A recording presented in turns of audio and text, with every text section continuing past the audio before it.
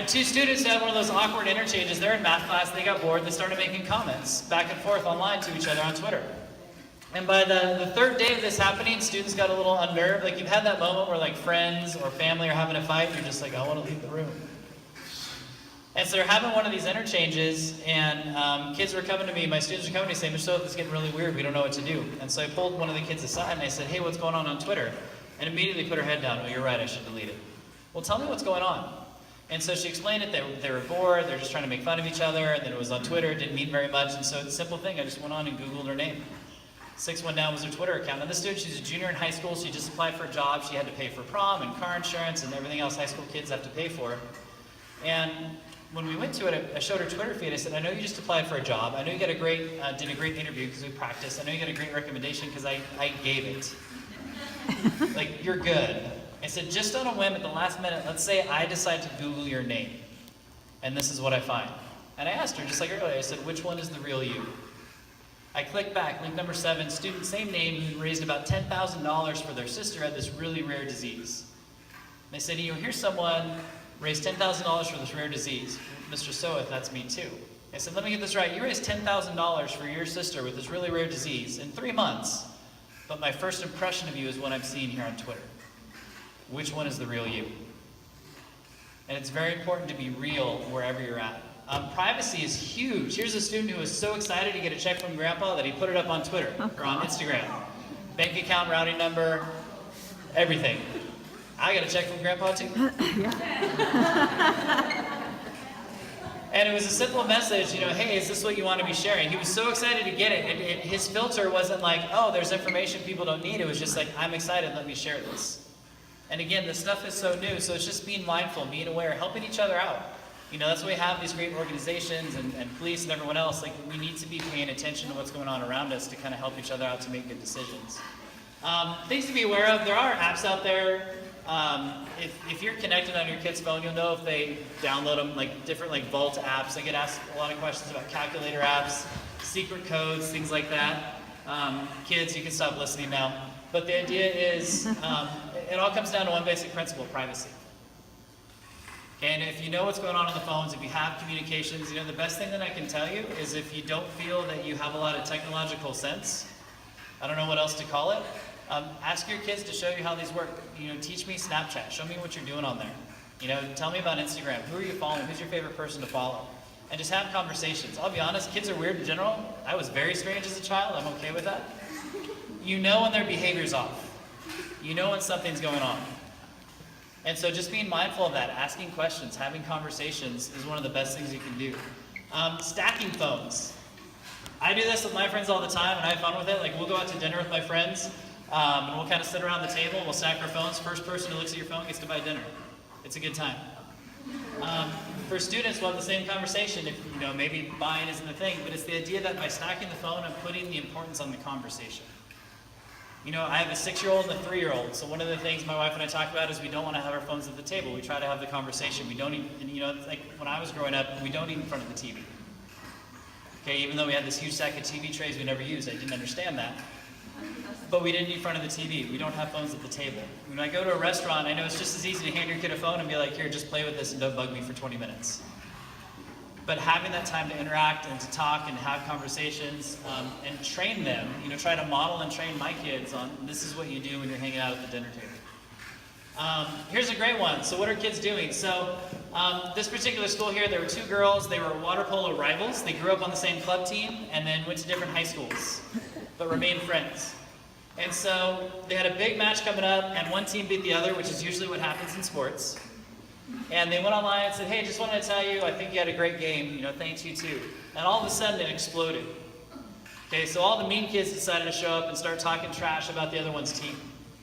You suck, you're terrible, I hate you. Like, and the internet is that weird place. Like, if there's someone who hates something, like, they're on the internet. Like, you can take a baby eating applesauce, and the person in the world who hates babies eating applesauce will find that video and make a point of commenting on that video.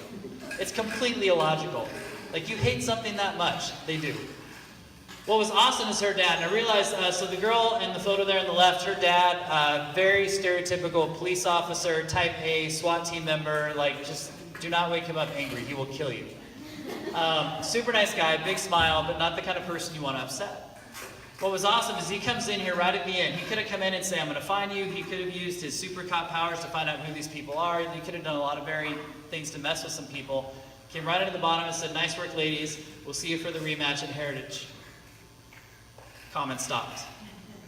Just by making that comment and telling them, I'm here and I'm paying attention, everyone else who was making their inappropriate comments went away. And the student was awesome is when she went to school the next day, she didn't have to deal with like, oh, your dad has to threaten people to make them stop doing stuff. No, it's just, I'm here, I'm paying attention, I'm connected, you need to make better choices. In a very non-threatening, non-confrontational way. Other examples, here's a great one. We had a situation, my former students recently at a school where someone decided to do a mass, like very embarrassing breakup with his girlfriend. And set it up like he was going to do one of those big promposals. You've seen them on the news where like, how many balloons and flowers can I get to make this the most embarrassing? Will you go to a dance with me ever? And instead, when she came up there and he set it up like that, he flipped the sign over and broke up with her right there. Someone recorded it and put it online. And what was awesome is I got a text from my students say, hey, what should we share? And they went up and they started posting. Literally over 100 students went on and commented in support of this young lady and got the person to take the video down. This is childish. Everyone makes mistakes. It's part of life. You learn from it. Nobody's perfect. This is not okay. You need to mind your own business. This is not cool for the school to act this way. If you fight hate with hate, you're only fueling the fire. You better rise above. And they use the hashtag, I can help. And that's how we started. Hashtag is kind of like the bat signal. It's that someone is out there, they're being supportive, okay, trying to call other people together. No matter the extremes, no one deserves to be publicly humiliated and shamed. Spread love, not hate. And this is the biggest issue I think I see on the internet now, is the level of shaming that's going on is obscene. And as parents, remember last year there was the incident in Florida where the mom lost her 2-year-old outside of Disneyland to an alligator. I don't know if you guys remember that, and it exploded on the internet. And for a week, everyone was going on there explaining how she was the worst mother in the world for not watching her child. And being a parent, I cannot imagine a worse tragedy than losing a child, period, for any reason. And yet there were people who were willing to go all out, like, you should have watched your kid closer, you should have made something happen. And it took one mom who went on and posted a picture of her son taken in the exact same part of the lagoon a half hour before the other incident and said, this is inappropriate, this could have been my kid too, we shouldn't shame and judge this person, we need to let them grieve and process in their own way. And as soon as that happened, the whole dialogue changed. And we're so quick to judge people for their beliefs, we're quick to judge people for how they dress, how they look, how they think, when they make mistakes. If you're perfect, please write a book and take my job. And for teens, working with students, I think that's the biggest risk. They're so afraid to make mistakes because we're expected to be perfect on social media. Again, if you know a perfect teen, write a book. Good Morning America is waiting for you. But we know they're going to make mistakes. It's a part of growing up. It's a part of being human. So the more we can do to encourage to learn and to grow and not shame, I think that's a big part of it, not judge, the more we can do. Now, how are kids doing this? So this is Humans of Loera. They are in Anaheim, California, but based on Humans New York. They started sharing stuff online. Every day they do 2 students. It's run by students. So every day they interview and take a photo of 2 students. They share them every single night. 8 p.m. they publish them. Now they do alumni, they do staff. They have several hundred posts. Now they got a YouTube channel that they've started as well. But sharing positive stuff about students that they can publish online. This one is kind of hard to see. Bristow Compliments. This is another one that's kind of taken off. But it's all positive stuff where 2 students were tired of negativity on their campus, so they started a compliments account on Instagram. And so they will do anonymous compliments so people can DM. They'll randomly go find their followers and post compliments on there. And it's been amazing for their school culture because they're sharing positive stuff online every single day. The line in here that's craziest to me is the 2 girls who started it in 7th grade. They just graduated last year and they passed it on to 2 more 7th graders. What's amazing about this is their line they say in here, we decided to stay anonymous because people accused us of playing favorites. And it seems weird to me that we live in a day and age where if you compliment someone would question your reasoning behind it. Well, why would you compliment me? What is it that you want? And so they chose to stay anonymous because they wanted the compliments to be the star, not them. We don't want the attention. We want to make other people feel better. And that was their whole goal. So they have actually close to 2,000 posts now. It's pretty incredible. They'll do random compliments. But again, started by 2 7th graders. They graduated. They chose 2 more 7th graders, and it's become part of their school culture. They do every Friday, they do random compliments, so they'll find 20, 30 people on their followers page, they haven't complimented in a while, and they'll just post stuff. It's pretty incredible. So for parents, there's a lot going on here. The best thing, engage in conversation. I mean, most parents can relate to this. The same reason my parents sat on the couch and watched Beverly Hills 90210 with me. Not the new one, the original. You know, and what? Thank you.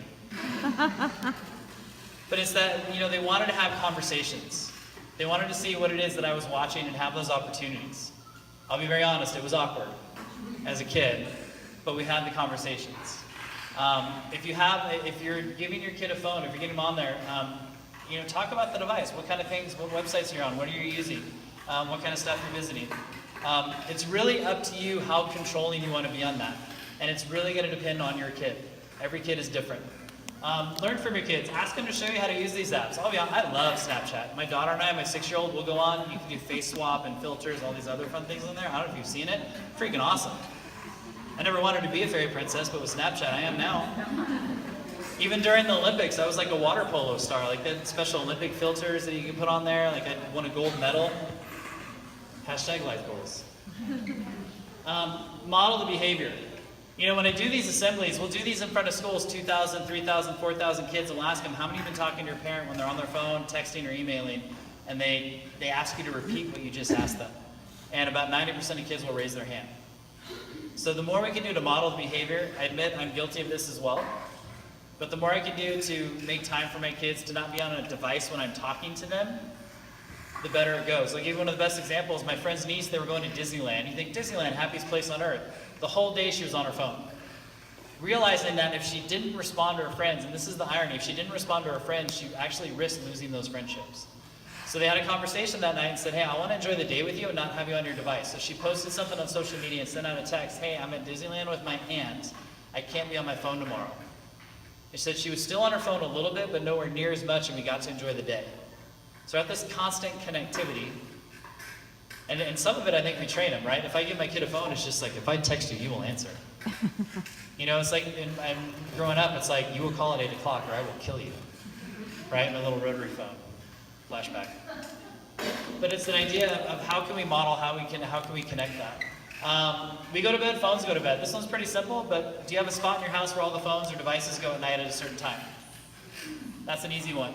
You know, some kind of like, you can get a charging dock, something like that, but that way at 9 o'clock, there are no phones in the room, anything else. One of the most common things kids will share with us is that, at 2 o'clock, they'll get a notification, next thing you know, they're on Twitter because they want to see what's going to happen next. Realize every kid is different. As you have conversations, you know how much you want to trust your child. Okay, how much freedom to give them.